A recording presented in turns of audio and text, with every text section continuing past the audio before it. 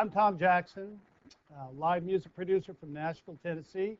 I work with artists on their show, getting them prepared for tour, teaching artists, singers, bands to get better on stage, to emotionally connect with their audience. I have a live music method that I teach. It's a process. I've been doing this about 20 years. The artists I've worked with, many are household names, and I also work with many indies. So it's across the map. And I also help artists with tour support in their when they're out touring or playing gigs. And today I'm going to teach a little bit of my live music method. It's a method that I've learned. I'm not smart enough to figure it out beforehand, but I've been teaching it for 20 years. So after a while, I just kind of turned around and looked and thought, okay, this is how I do it, because it's developed into a method, a system. Now, the system is not to box anybody in. In fact, Goethe says, working within limits, mastery reveals itself. So there's form to this thing, but there's plenty of room for spontaneity. So let me give you a little quick overview of the method. The method is simply, it's like building a house. When you build a house, the first thing you need is a plan, a blueprint. And it's the same thing with an artist getting ready to play a show or getting ready to play a tour. You need a vision. You need a plan. You've got to get an idea of what you want to build before you just go out and play. Most people just go out and wing it. So I talk about getting a vision for the show, pulling that vision out of the artist, what they see, what they're trying to accomplish, things they've liked in the past from other artists that they can make it their own, because there's really nothing new under the sun. How to create moments in that show, and then how to put that set list together so that it makes sense. We got to have a plan. So that's the very first thing, a blueprint for that house. That's the first thing. The second thing is a foundation. You've got to have a good foundation for that house. And that's what I'm going to talk a little bit about today. But the foundation are the things that we go through mentally, emotionally, psychologically, even spiritually, before we go on stage, while we're on stage, just getting prepared to go on stage. And we're going to talk about that today. The next thing in my method is what I call materials, tools, and skill. It's basically, if you want to build a house, you got to have the materials to do it, the tools to do it, and the skill to do it. And so on stage, what we want to do is be creative. As creative as we are musically. And you know, I'll ask you this question, and I ask this every time I teach somewhere to an artist. Do your songs all sound the same? And the answer always is, well, of course not. You know, I change guitar tones. The song's about this subject, different rhythms. Just, it's different. But then the question I ask is, well, then if they don't sound the same on stage, why do they all look the same? And there's usually dead silence in the room. Because after 2 songs or so, the artist does the same thing from the same place over and over on stage. And to an audience, it becomes boring. It's not as interesting. You would never think of playing a rock song, acoustic song, a ballad, all these different songs with exactly the same guitar tone, the same strumming, the same everything. But that's what we do visually to our audience. So the idea here is, it's the technical things. It's understanding placement on stage. It's being creative. For example, I ask this question oftentimes to guitarists. If you played a solo, the same solo that you play from behind your pedals, but moved it over to that side of the stage and delivered it, and I told you that the people would get it and you'd sell 10 more CDs, how many of you would do it? And everyone raises their hand. I'm not changing you. I'm just changing the presentation because that's what that song requires. And it's not putting on a show, it's being creative. So the third part of my method is what happens on stage, how to use a mic stand, angles on stage, how to get places on stage, own a stage. There's all kinds of technical skills that an artist, in my live music method, needs to learn so they can be creative on stage. And at the end of the night, all this translates into is this. Oh my gosh, it's over. More! That's what we want. So if we don't learn these things after 3 or 4 songs, an audience we start losing our audience because the songs don't sound the same, but they look the same. And if we're not married to our audience, and this is huge, we're not married to our audience. Married meaning, some of the artists I work with have sold 10 million records, and everybody knows their name, their household name. They're interviewed, they know their lyrics. So everyone sings along with them. They come out and they start singing their first song. Everyone jumps to their feet, starts singing along. You come out and say, come on, everybody, sing along, and they do this. Because they don't know you. You're not married to them. They're dating you. So our approach to the show and being creative is hugely important to the success of your career on stage. And generation of your revenue comes from the stage in your career. Just saw an article just last week. The majority of an artist's revenue comes from what they do on stage. So that's the third part of my method. We've got the plan, we've got the foundation, we've got the materials, tools, and skill, and then after the house is built, we move in. How do we make this show our own, have our own personality? How do we, and so when we move in, we decorate the house the way we want to decorate the house. We put the furniture in that we want. The music that's played through the place is the music that we listen to. It has a distinct personality. It's not homogenized. So that is my live music method. And I can't get into that whole thing. That's 30 hours of material. Today, what I want to talk about is developing confidence on stage. That's a part of the foundation. That's a thing that, well, we're gonna talk about today. Confidence to me is massively important. It's massively important to you, obviously. But let me give you a reason why it's important. Because that's what an audience picks up on. See, the first part of this whole process, or for you Canadians, process, is understanding your audience. If you understood your audience and what they expected of you when you walk in the building, and you knew you could meet those expectations, dare I say exceed those expectations, you'd be more confident. If you knew your show was going to exceed their expectations, like if you're a restaurant owner, and you know when people come in and taste your food, they walk out talking about you because it's awesome. Their expectations, you exceed them. You're going to start developing some bona fide momentum in your thing. But if you don't meet those expectations, then you're going to just be spinning your wheels in your career on stage. So what does an audience expect? Well, the first thing is this. Why does an audience go to a show? They go for three reasons. Write these down. They go to be captured and engaged. That's the first thing they go for. They want to be present. They don't want to be thinking about schoolwork, work tomorrow, kids, keys, cars, other things in their life. They want to be completely captured and engaged. And now some of you are thinking, well, slam dunk. Every time I play, I'm captured and engaged. That's the problem. Every time you play, you're captured and engaged. It's not you being captured and engaged. Of course you're captured and engaged. Why wouldn't you be? You're on stage, your adrenaline's pumping, you're singing your songs, you hear your voice. There's some people looking at you and you're getting some applause. I could dig that. But it's not about you. It's about them being captured and engaged. So how do we capture and engage an audience? That's the first thing we have to know. If you know how to capture and engage an audience, some of those technical skills I talked about, the right script, meaning the blueprint, the vision for your show, if we've worked through all of those things, then we're on our way to capture and engage an audience. So that's the first thing. Understand that your audience goes to be captured and engaged. They don't want to be 3 songs in going like this. That's not captured and engaged. They're on their way out. You've lost them emotionally. You do not have an emotional connection with them anymore. Second reason the audience goes. They go to experience moments. You think they go to hear songs, but really what they do, or hear you sing, well, really what they do is they go to experience moments. Everyone wants hairs on their arms to raise. They want to laugh. They want to rock.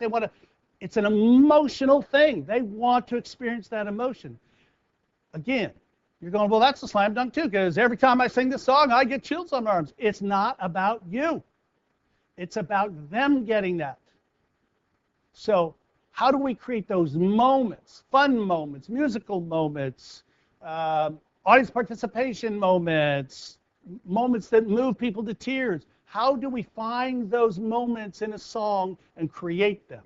Now, here's where the mistake happens. And I'm in Nashville, king of, it's all about the song. All about the song. Well, let me say this. Songs are massive. They're huge. But every song that you sing does not create a moment. In fact, a little diversion here.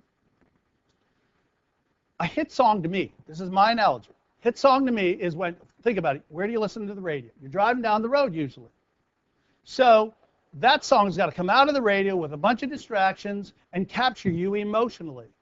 And that will drive you, in the old days, to the record store, now to the internet or wherever, to pursue and find out who that artist is because that song moved you.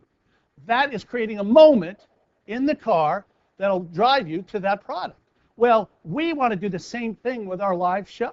Simple as that. So how do we create those moments? And those songs that you sing, you've got 12 songs in a, let's say, in an hour show. Trust me, all 12 of those songs just do not create moments. Now, let me say this. Because if every song that you sang created a moment, you'd probably be the next Beatles. So until then, what we have to do is learn how to go inside our songs and dissect them so that the audience can find the moment that is inside that song. And we've got to rearrange the song for live so that that moment is communicated. We're talking two different things here. Driving down the road in the car and people sitting and watching. Those are two different things. And if you deliver the song the same arrangement, the same way, it is not going to work. Now, once in a while it works. Magic happens. The planets align. Spirit falls. And it's magical. And here's the problem. You don't know why. So you live off that one moment for the next 5 gigs till it happens again. But the idea is to try and create 5, 6, 7 moments in the night that the audience walks out just buzzing about. And here's the reason you want to create 5, 6 moments in a show, 7 moments in a show, is because everyone's their favorite moment is not going to be the touching one. That's going to be a percentage of your audience. Somebody's going to be the fun moment, just like you go into a restaurant. Somebody wants the steak, somebody wants the salad, somebody wants the fish. They all have their favorites. But if you only deliver up one moment, you're a one-trick pony. You're living off that moment the whole time. And again, some songs create moments all by themselves. They're magic. But those are so rare, it's unbelievable. So what we want to do, and here's the deal. I think it's harder, again, a little diversion. I think it's harder to write a hit song for the radio than anything in the music industry, by far. I think it's the hardest thing to do. But I'll tell you this, the artists I've worked with, and I've been fortunate enough to work with over 200 artists, sold 50, 60, 70 million records over time.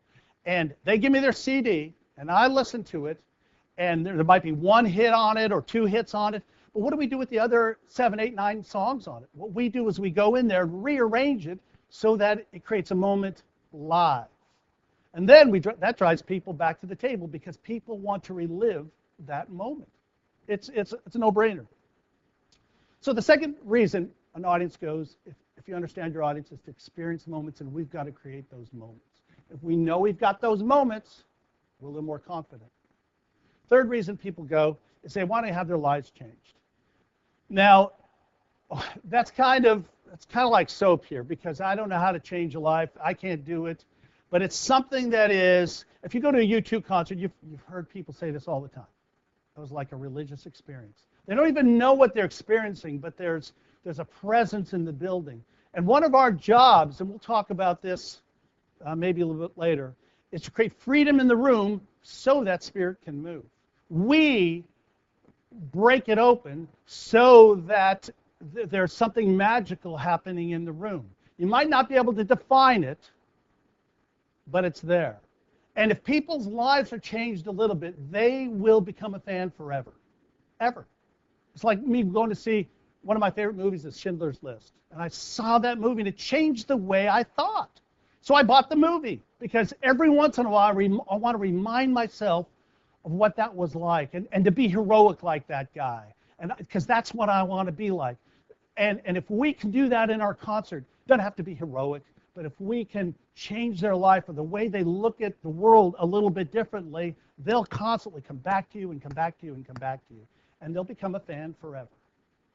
So if you understand that your audience wants to be captured and engaged, experience moments, and have their lives changed, that's the grid we want to run our show through when we get prepared for a tour.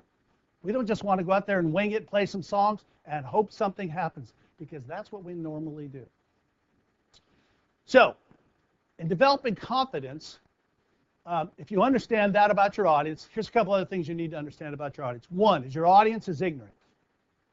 Now, this is actually very helpful for most artists.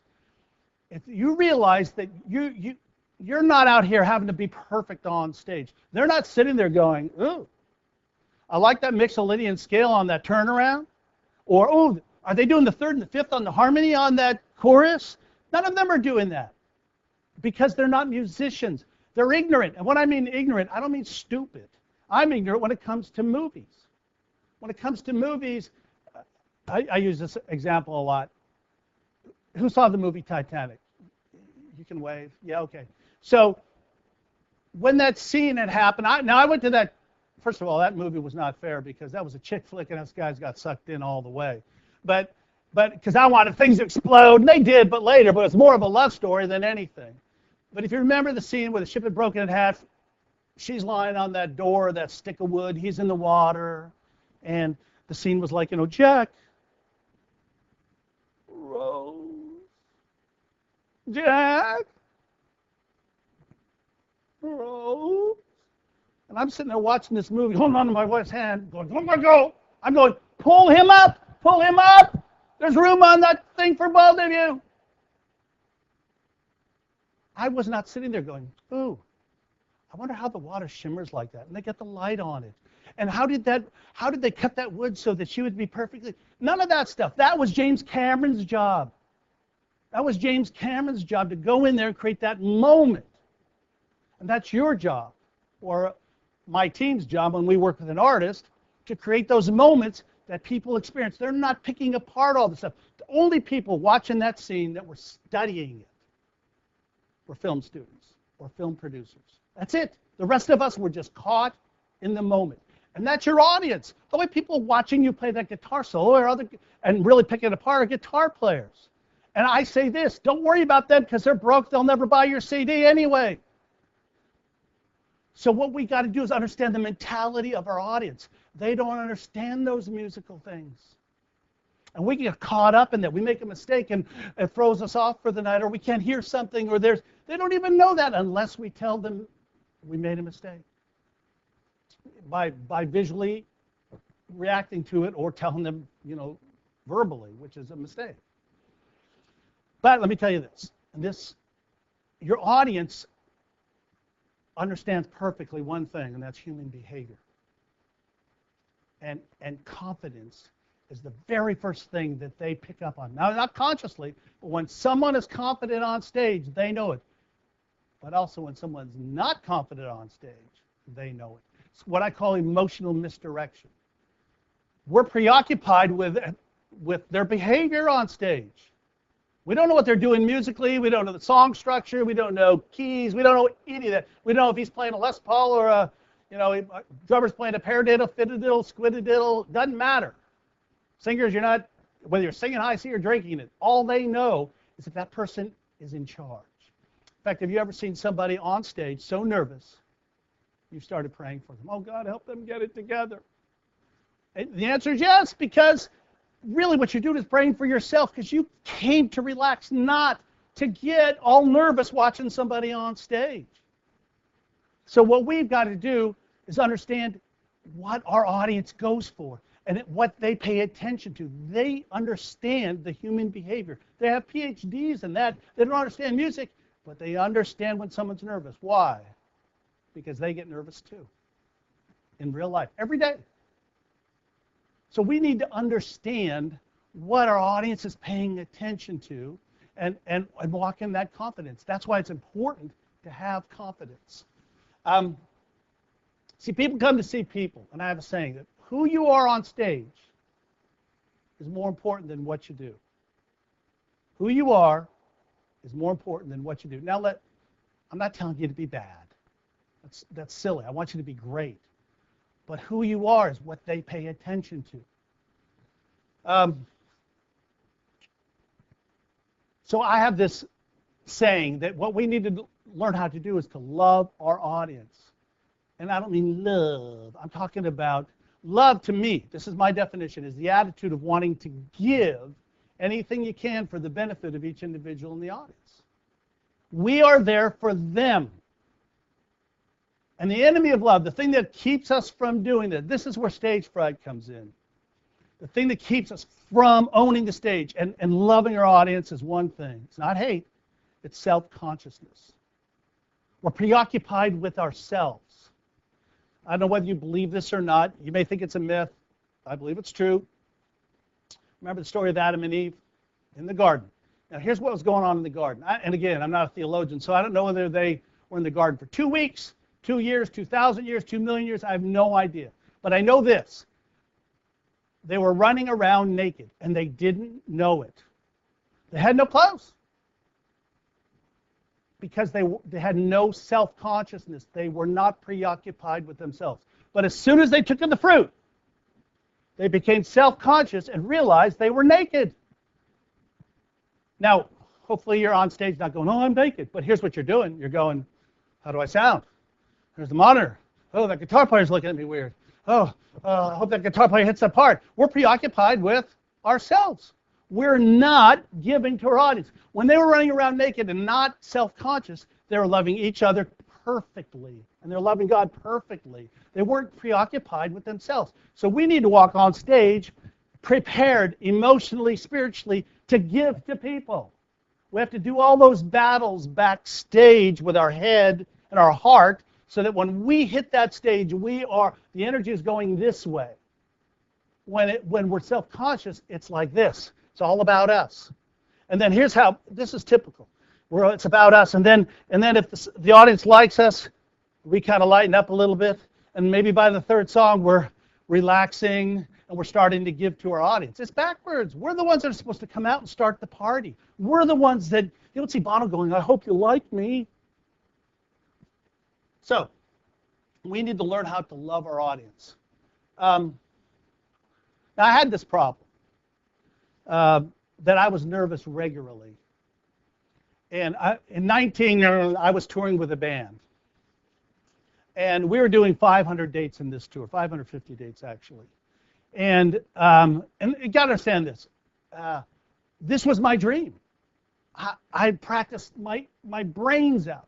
We'd work our tails off. We marketed ourselves. We got to the place where we were out on a tour that was awesome. The problem was 30 dates into the tour. When I started the tour, I had a 34-inch waist.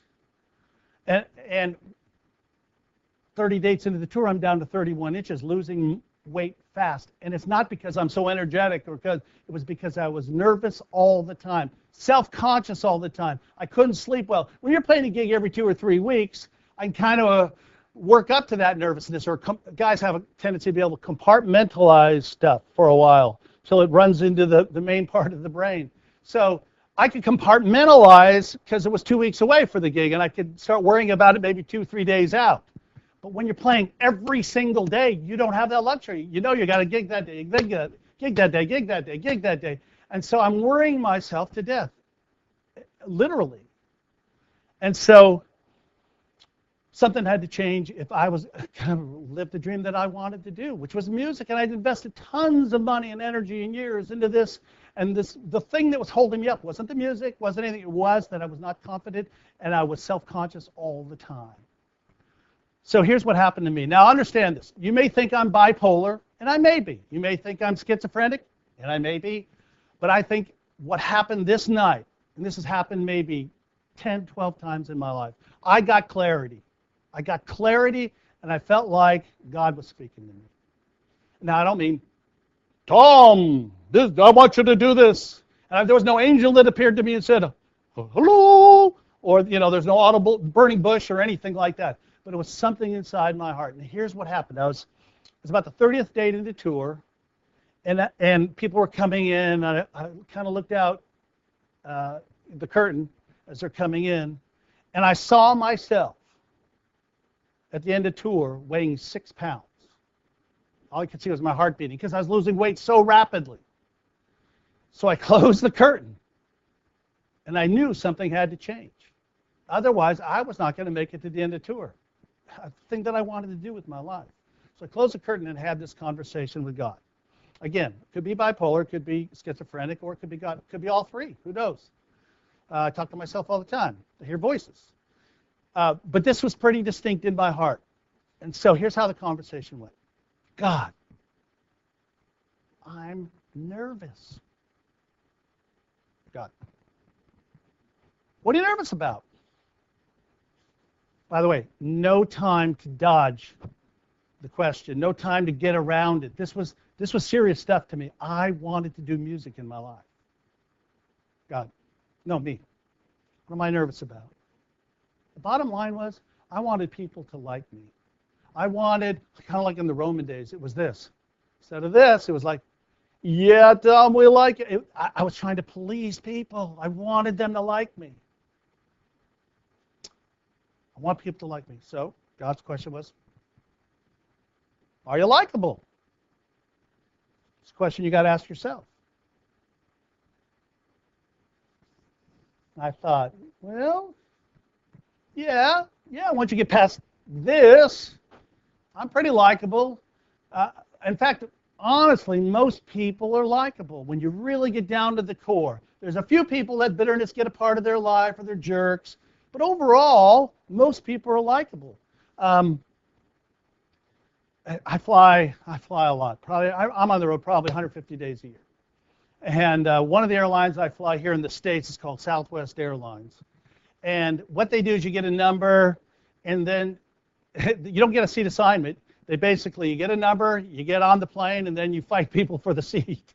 You try to find the best seat you can possibly do. And I've got this routine that, because a first-class seat on Southwest Airlines is, they have a 3 and 3. That's their plane. Every one of their configurations. It's a 747.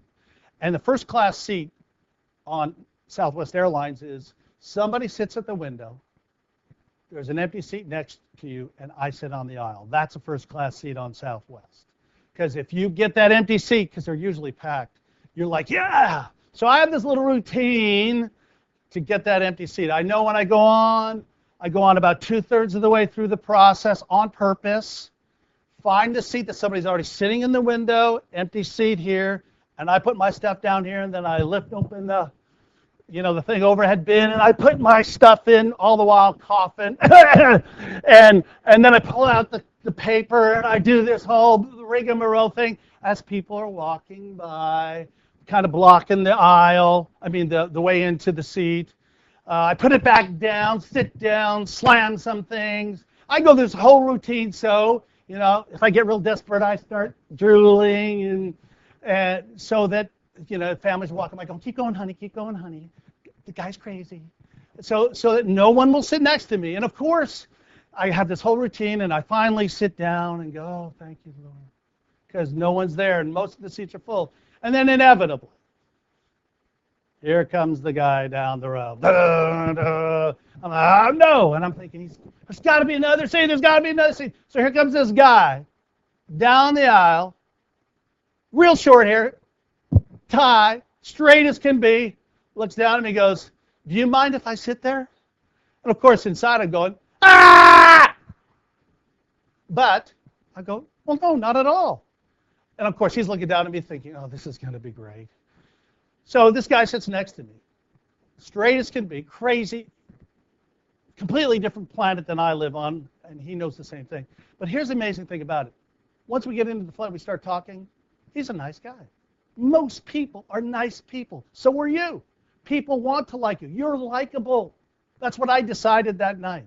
Once you get past hair, all prejudice stuff, hair, size, color, accents, all those kind of things, people are good.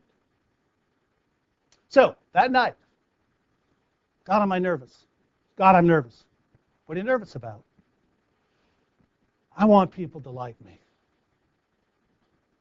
Are you likable? Yeah. Is everybody going to like you? No. Everybody's not going to like you. Everybody doesn't like me. Some of you might be watching this may go, this guy's a jerk. Well, here's the good news. 97% of the people that come to hear you sing, play, whatever you do, want to like you. They're going there to have a good time. They're not calling up their friends saying, hey, listen, I hear there's this jerk down the street, let's go see him. No, 97% of the people are waiting for you to lead them, waiting for you to be confident, and they want to like you. You go to a movie hoping to like the movie. You go to a show hoping to like the show and the people in it. That's the whole idea behind it. 97%. It might even be higher. So let me ask you this. I'm speaking to some single guys out there.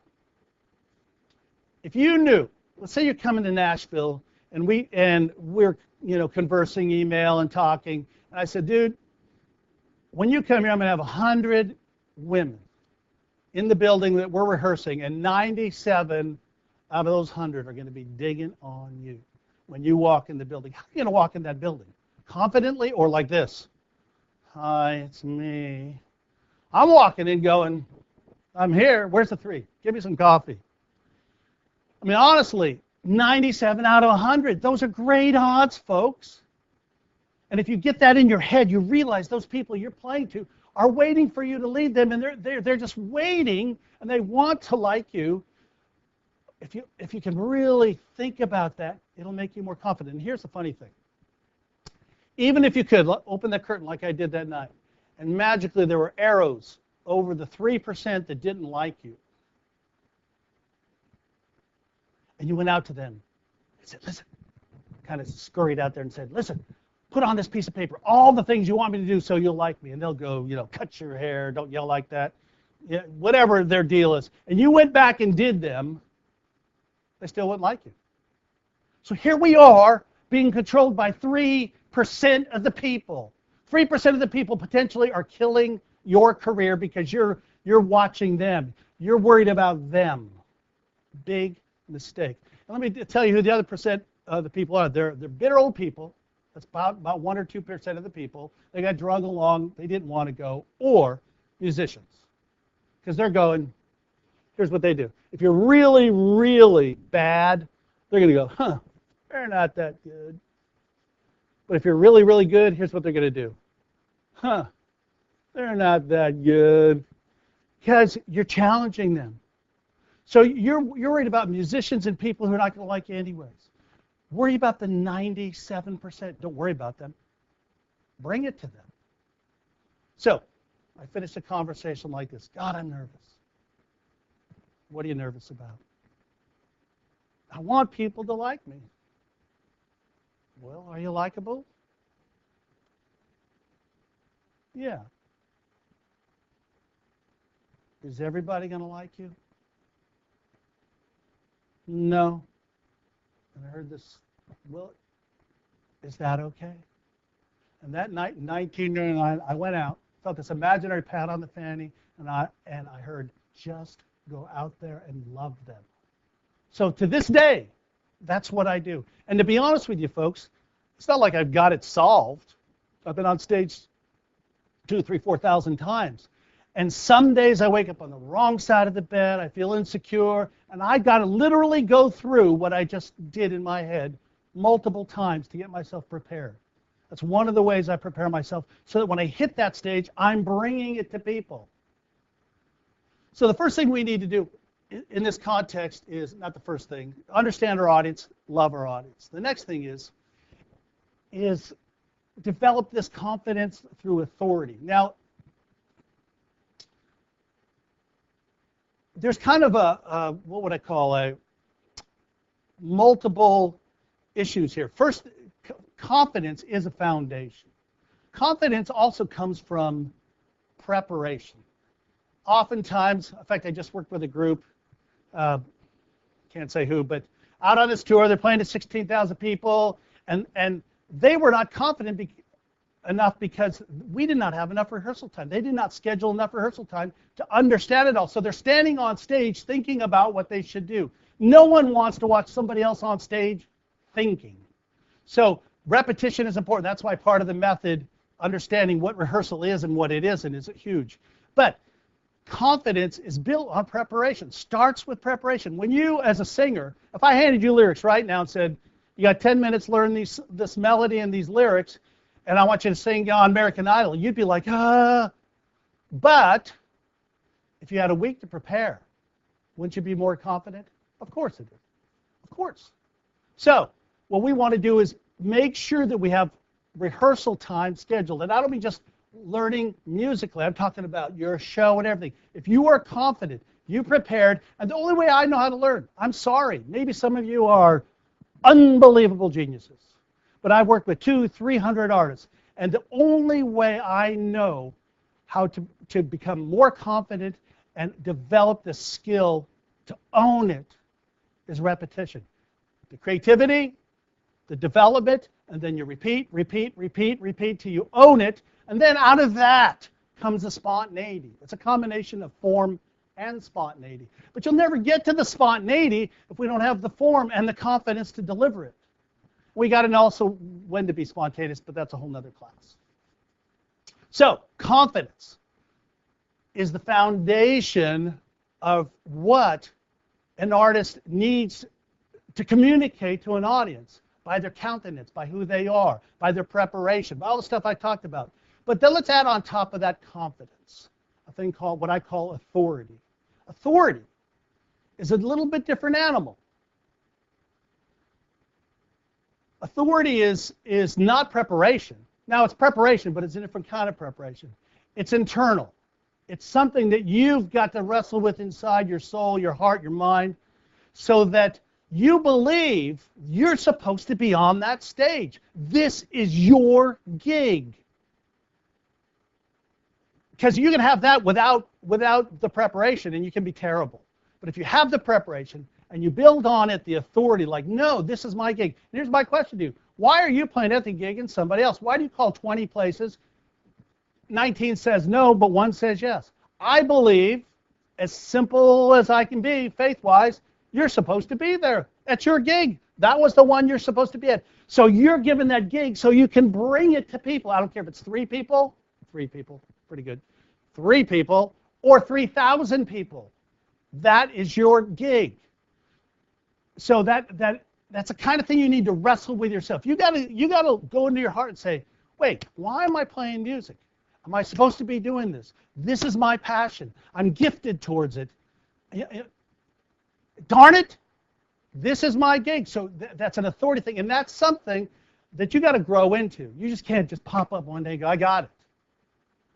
But confidence, then wrestle with that authority, and then out of this comes the next crowning thing, which is what I call charisma.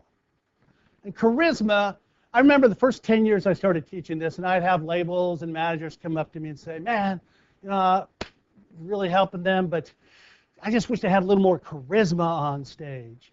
And you can't teach charisma. And I just unconsciously would say, yeah, because I was preoccupied in developing this method of, the technical skills on stage, finding the moments, those kind of things. And then about 10 years ago, 8 years ago, I started thinking, well, what is charisma? Well, let me see if I can teach it. Well, I mean, what is it? Because I believe everyone has a spirit and some sort of charismatic thing. I've seen everybody in their element have that charisma, whether it's at a party, whether it's at in a studio, wherever. And so charisma, to me, it can be developed. And again, it's a process. If you go back to, I'm going to use U2 as an example, the days, Bono has grown into this charisma. And charisma is by far, the most attractive thing about people. I mean, yeah, there's the outside, he's attractive, she's, that's sex. This is not charisma. Charisma is something, and it's undeniable. When Bono walks out on stage and he does this, and he's getting himself prepared, and he's getting you creating some anticipation to go up and sing a thing, we're like, oh, there's an anticipation and there's a charisma that goes along with it. And you can name artist after artist that you know, that you like, that have that charisma. And that is a developing thing. That just doesn't happen magically. It's something they grow into, and they experience it a little bit, and then they get a little more confident with it and grow and grow. And after a while, you feel absolutely called to do this thing, and you're supposed to do it with authority. You've got the confidence to do it, and it turns into charisma.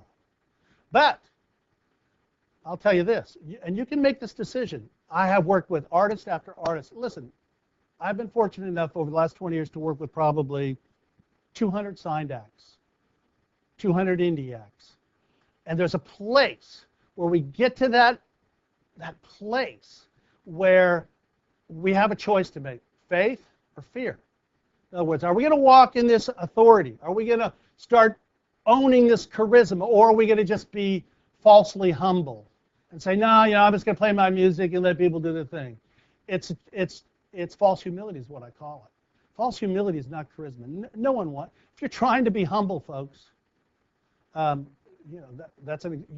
you're trying to be humble, you're not, because you just are, or you're not. But what we want to do is develop confidence, authority, and start owning this charisma thing. And it's something to develop. You just cannot jump on it. Which brings me to the last thing of this whole confidence thing. And it's having the courage, that wall, to take risks. If we don't take those risks, we will never develop that charisma.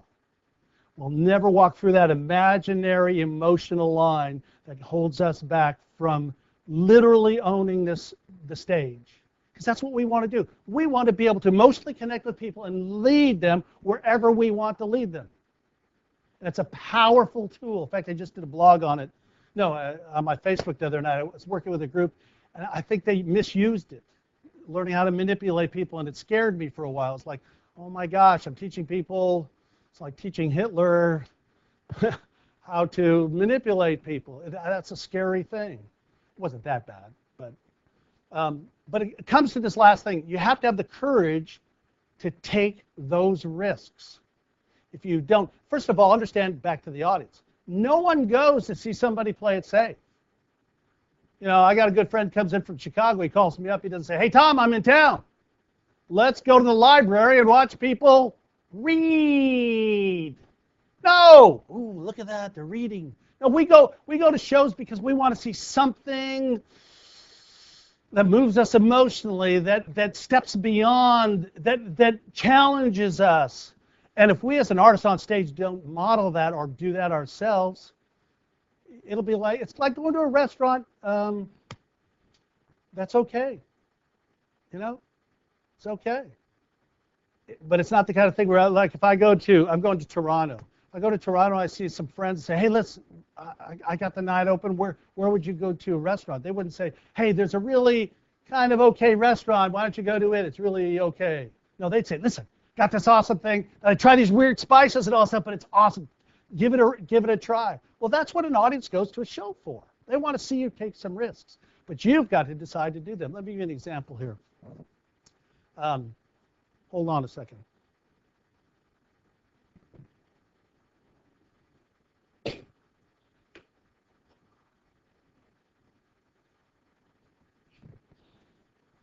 Okay, normally, let me give you an example here. Okay, let me come back. Okay, we're back. So here's the example. Let's pretend. Now understand this. This is a concept. This is not for everybody that I'm talking to in terms of physically what I'm going to do, but conceptually it applies to everybody. Let's say I've been singing, it doesn't matter, 6 months, 2 years, 20 years, does not matter. I'm standing on stage. Now let's say this. I'm a singer-songwriter, and I'm singing 1 or 2 songs off my guitar, but I like to be humble and not draw a lot of attention to myself, so I always stay behind the microphone stand. So let's say it's a Friday night, I'm opening for somebody, and I got a song, and I'm singing, and we found the groove. It's pretty magical tonight. And I'm standing on stage, and I'm singing my song, and I'm kind of bringing it a little bit for me, and I hear this voice that says, take the microphone out of the stand. And I got a choice to make right here. Do I listen to that voice, that instinct, that creativity, that spirit that says, take a risk, or do I play it safe? And this is where the rubber meets the road, folks, conceptually. It may not be the microphone stand, but this is where the rubber meets the road. So let's just say I'm bold, and I do it. And I can't get into how to get rid of the stand and move all that. But at first, for those of you who I'm talking to, this is your thing. At first, when you walk out here and you have not ever held the microphone in front of people, at first you're like, wow, you feel a little naked. You don't not sure what to do with yourself. It's a little weird feeling. But after 2 times, 5 times, 10 times, 20 times, you start getting more comfortable. That's the way it goes, by the way. It's a process. Canadian's a process. So let's say it's 4 months later, I've done this 10 times, I'm standing on stage, and all of a sudden I hear this voice that says, move on stage. And I have a choice to make. Am I going to move, or am I going to play it safe? Now, in my mind's eye, of course, I see, as I start moving, if I've got a cord, the cord falls out or something, and it's a risk. But I got a choice to make. Do I have the faith or the courage to take that risk, or do I listen to fear? My recommendation, we know the right answer. But here's the deal. Even if something happens like when you hear that voice that says, take the mic out of the stand, and the stand falls over.